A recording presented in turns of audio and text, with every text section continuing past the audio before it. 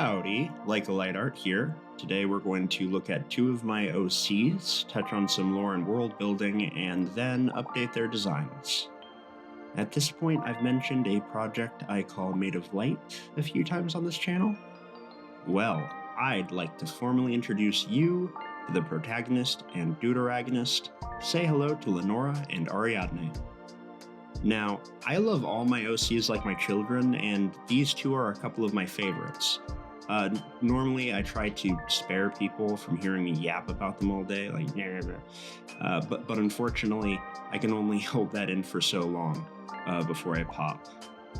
For a bit of context, Maid of Light is about a half-demon named Lenora who gets hired as a maid by a noblewoman named Ariadne and subsequently gets roped into a world of political intrigue and demon hunting. I'm going for a setting inspired by 1800s Europe, specifically France and England, and I know it's not Europe, but also a bit of America. Am I being historically accurate? Hell no. I'm definitely filtering everything through a modern lens, my personal preferences and fantastical embellishments, not to mention just the simplifications in my art style. So, if you're a historical costume designer, historian, or period dresser, please don't hurt me. Here, demons are created by an ancient curse that transforms people into flesh-eating monsters. Half-demons are a rare subset of people who, for one reason or another, resisted the curse, allowing them to retain their humanity. Made in April 2020, Lenora was the earliest character I came up with for Made of Light. She was inspired by a dream I had where I lived in a giant tower amongst the fog. Lenora didn't live there, and everyone seemed somewhat uneasy around her. When I woke up, I just felt like I had to draw her. Subsequently, I built the story around this dream. I wanted to know what she was like, what she wanted, why the tower existed, and so on and so forth. At the time, I wanted to make it a video game, so I made a very short proof of concept. Initially, I wanted to give her a rapier and a revolver as her weapons, but I wasn't sure how to draw her holding them. Instead, I gave her Purifying Light, a spell designed to incinerate demons. It didn't last long before I ditched the idea of making it a video game, but there are a lot of echoes of that initial concept in the story, such as her acquisition of new spells throughout the narrative. When 2021 came, I decided to be a bit more professional about it all, so I tried my hand at making a proper reference. Save for some experiments I made, giving her alternate outfits or drawing her as a child, her design remained essentially the same all the way up until 2023. At the end of this period, I changed the purple tint on her dress to a more neutral blue that I felt fit better with her other colors. In 2024, I decided to design a weapon for her. As I mentioned before, she was originally going to use a rapier, then I ditched that. Coming back to the idea of a weapon, I decided to give her an axe and a knife. It felt suitable for someone relying on brute strength and speed rather than technique. Plus, demons are known for having unnaturally thick hides and skeletons, so a chopping or crushing weapon made the most sense to me for killing them. The knife is merely a sidearm for utility or emergencies, and she still has Purifying Light for additional overkill and glorious special effects. Finally, we reach my more recent art. It's only now that I'm thinking more critically about her design, which led me to experiment with little details like a brooch and petticoat. Giving her a more distinct face from the other characters was also a big focus for me. However, after I made this poster, I couldn't help but wonder if I should do more with her design or not. Ariadne, on the other hand, came about a month after Lenora was initially created, but I didn't intend to use her for Made of Light. I just wanted to draw a character with a lot of pale colors. I didn't fully figure out what I wanted her to be until the next year, when I fully redesigned her to better fit the setting's 1800s inspired aesthetic. Most of the changes were made on a whim, but similarly to Lenora, I was happy enough with it to use the design mostly unchanged all the way up until the present day. Aside from slight color adjustments, the only changes I made were to her coat, which went through 3 iterations, some changes to her hair early on, and a change to her boot shape later on. I also made some alternative outfit tests. Since I was going to make a new reference for Lenora anyways, it was well overdue that I made one for Ariadne as well. Plus, I have a lot of ideas for new outfits that I wanted to try on her. If anything, I figured she'd probably benefit more than Lenora. For that reason, I started with her. So, forewarning, I've never taken a character design class. Almost everything I know about art in general, I've either learned by doing or by observing others, and that means I have gaps in my knowledge and judgment and technique that a professionally taught artist probably doesn't. That aside, I don't care! I figured a good place to start would be just iterating through a ton of different hairstyles for her. In hindsight, I probably should have iterated on her face and body too, but I felt reasonably confident that I already knew what I wanted in that regard. I actually really liked her hair already, but it felt too similar to Lenora's, so one of them had to change. A big part of the idea behind Ariadne's character, more generally, is that she's a double bait and switch. She's someone who looks cutesy, harmless, and proper, so you expect her to be so. However, she's actually crass, mean, and brash, so you expect her to be a spoiled brat type of character. However, she's actually extremely intelligent, generous, and down to earth. So I wanted her hair to reflect that, either by being soft and cute, or by being elegant, or by being both. In the end, I settled on a slight edit of number 11 because it made me want to tousle her hair the most, which is, of course, the most important thing. The next obvious step was some clothes, so I researched what Victorians wore for underwear. I don't really anticipate drawing her in her underwear much, so I didn't put a whole lot of thought into the look. I just thought it was good to have a better understanding of the construction of her outfit as a whole, from all layers and angles. On that note, it's extremely funny to me that 1800s underwear is almost a perfectly acceptable outfit to wear out in public nowadays. Oh, how times have changed. I also solidified her boots during this, which, once again, I probably should have iterated more on. I did return to it later on, but only once. Next, I wanted to iterate on the clothing she'd actually be wearing. Ariadne requires at least 2 outfits, one for summer and one for winter. For story reasons, she should probably have more than that, but this is the necessary foundation. I briefly experimented with utilizing a different shape for her bonnet than previous designs, but I decided that I liked the sharp angles after all. They give her a more distinct silhouette, and the pointiness introduces more energy and harshness to her design that reflects her outward behavior.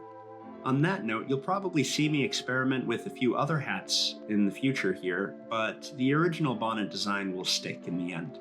After that, I made an outfit that stuck closer to her previous design. Honestly, I still don't mind this version, but I had to keep pushing myself to test more variations. So, I jumped right into summer outfits. These mostly feature thinner silhouettes and smaller vests.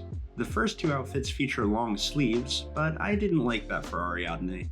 Technically, short sleeves don't really mesh well with my aesthetic inspirations, but I felt like Ariadne was trendy and transgressive enough to wear short sleeves anyway. How scandalous.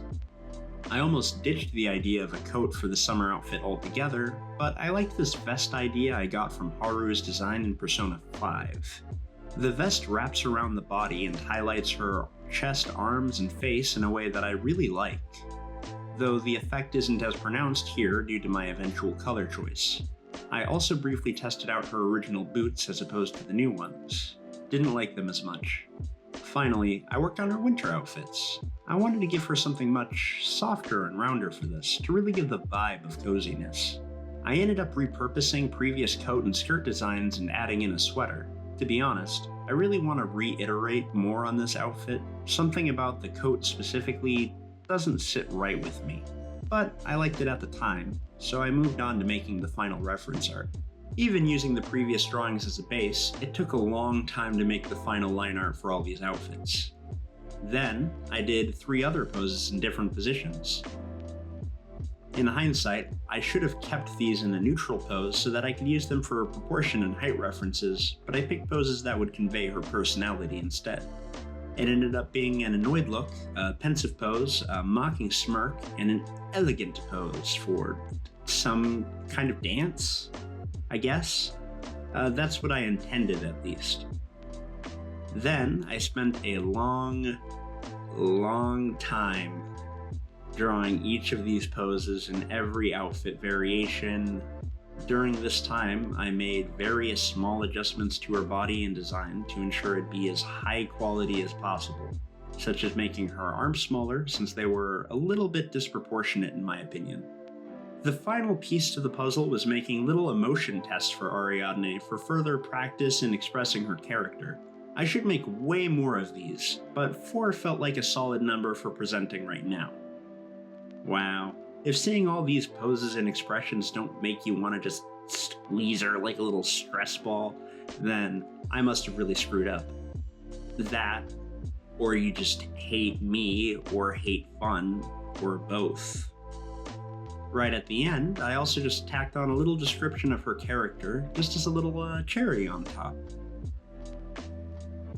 Now for Lenora's redesign, I actually forgot to record the time elapse for this. That, or I deleted it by accident. Poof, gone to the wind, reminding me that I am not but a silly and absent-minded fool. Luckily, I do have a lot of screenshots and the magic of editing, so that'll have to do. I hope you enjoy it anyways. For Lenora, I followed essentially the same process. Body, then hair, then clothing, then final reference art. The hairstyle I ultimately went with was not much different than her originals, but I tried out a lot of ideas. One of my favorite alternatives was this, I don't know what to call this style, like a pixie cut or a bob with long fringe, I guess. I don't know. I also really liked this ponytail. I might try to use both as alternative options at some point, but for her initial design at the start of the story, we're going with number 8. Long, simple, and it has these nice pieces jutting out that vaguely echo her horns. Speaking of her horns, I tried out the original horns on her. Her original horns were a little small and round, which is maybe more realistic, but offers a lot less energy and edge. I wanted her to look edgy enough so that you can understand why people are freaked out by her, so these huge angular horns make a lot of sense to me. She just looks so pointy, like she could accidentally stab you and you'd probably die.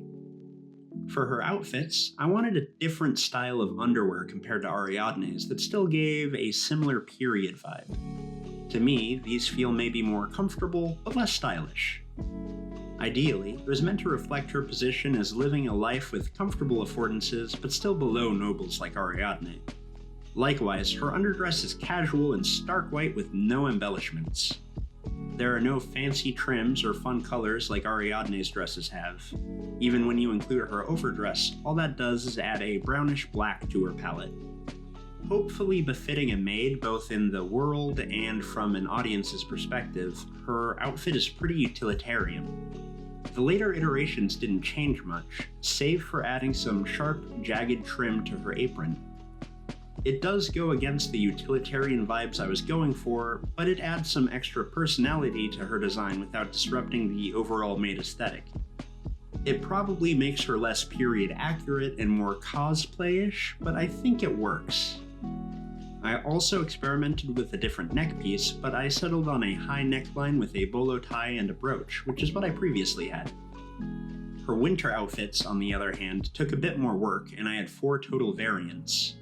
The main idea was that she's just wearing clothes over her normal maid outfit, so I could use the previously designed outfit as a base. However, I struggled a lot with the color of her scarf, if she should wear a mantle or not, and how the trim of the coat should ultimately be laid out.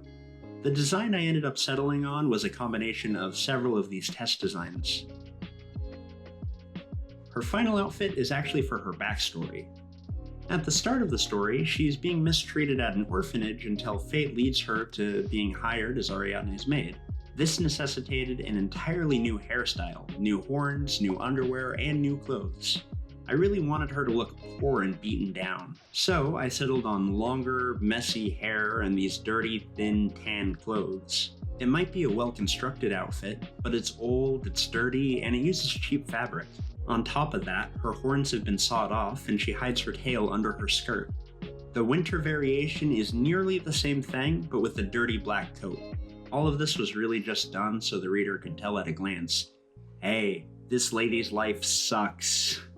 I didn't make as many iterations of this one since it ultimately won't get much screen time, but I'm still pretty proud of it. Then I got onto the final reference art. It follows the same direction as Ariadne's, including 4 poses and 4 emotion tests, as well as some fun text describing her. The goal with the poses was mainly to make her seem sheepish and very candid. I wanted to depict someone who's finally letting their emotions creep onto their face, and now they just can't help it anymore. If they laugh, it's hearty and toothy. If they cry, they're fully bawling.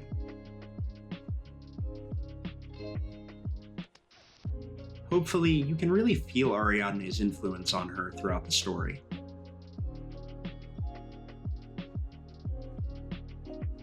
So, how well did I do in the end? Well, like I keep saying and implying, there's a lot of references that can still be made. Height and proportion references, tool and weapon references, magical special effect references, and more outfit and emotion tests all come to mind. Of course, not every character is going to need such comprehensive care, but I feel like if anyone does, it would be the two main characters, right?